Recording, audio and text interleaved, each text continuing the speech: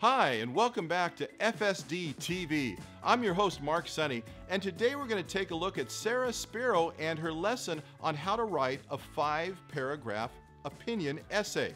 And she's going to take you step by step through it. This is just step 1. So join her and take it away, Sarah.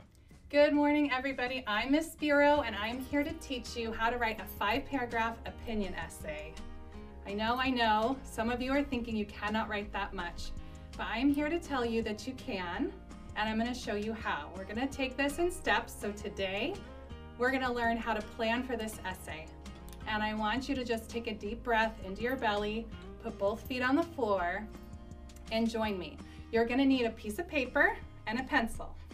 So on your paper, I want you to draw a nice big circle, as big as your paper, a nice big circle. And then we're going to think about what we want our favorite zoo animal to be.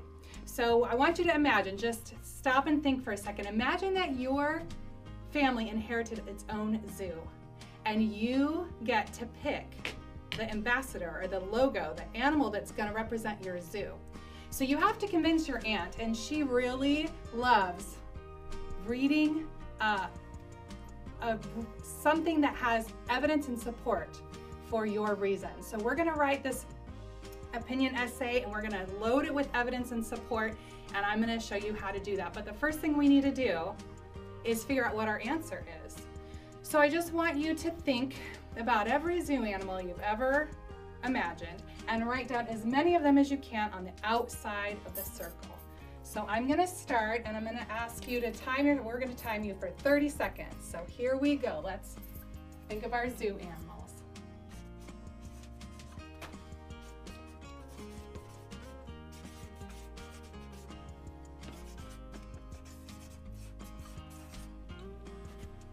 Maybe you can think of one that lives in the Arctic, or another animal that lives in the safari. Perhaps you can think of tall animals and short animals and reptiles. Makes me think. So now that you have some animals on your paper, I want you to think about which one you know the most about. That is the animal we were going to write this essay about. So for me, I'm going to draw a circle right here in the middle of my big circle, and I'm going to write the name of the animal I'm going to choose. And I want you to write the animal you want to choose. So it could be different than mine. I'm going to choose a lion. A lion. So now that we know what our answer is, we're going to think about just to brainstorm as much as we can about what we know about this particular animal, whatever your focus is. So for me, I'll think about lions, but you can think about your animal, and I want you to just take a little bit longer this time to think about what you know about your animal.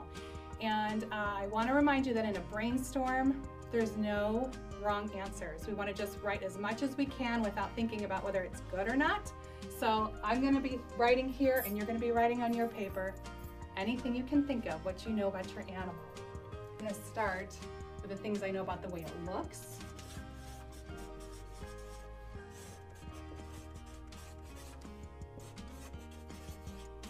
Maybe what it represents.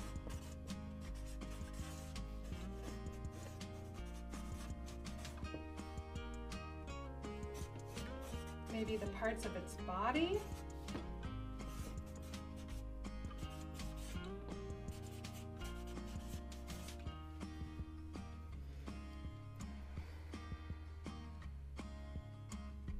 So now that you have some ideas, we're going to plan our essay. So I want you to turn your paper over, put a nice big box at the top, and some bullets, well, 3 bullets down the side. So I'm going to remember my animal is a lion, and this is my big idea. So I'm going to put the big idea in the box. So my big idea is a lion, and we're going to let it sit here. And then I'm going to look at my map, my circle map that I drew, and I'm going to think about what I know about lions that I can use to convince my aunt that we should choose lion for our zoo's ambassador. So I'm noticing that I wrote big and strong, so I'm going to let that be my first idea. Big and strong are kind of related ideas, and I want each of these points to be unique, so I'm going to group those two ideas together here, big and strong. And then I see that I wrote proud. I want to use that for my second reason, because I know that my aunt will feel proud of our zoo, or want to feel proud of our zoo, so I'll connect that idea for her. And then I think I'm going to pick furry mane.